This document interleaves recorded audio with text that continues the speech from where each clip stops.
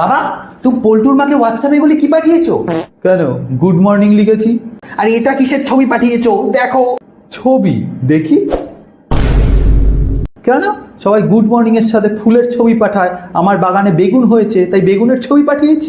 আরে তুমি বুঝতে পারছো না, পল্টুর বাবা তো দেখে নিয়েছে, সে তো অন্য কিছু ভেবে নিয়েছে।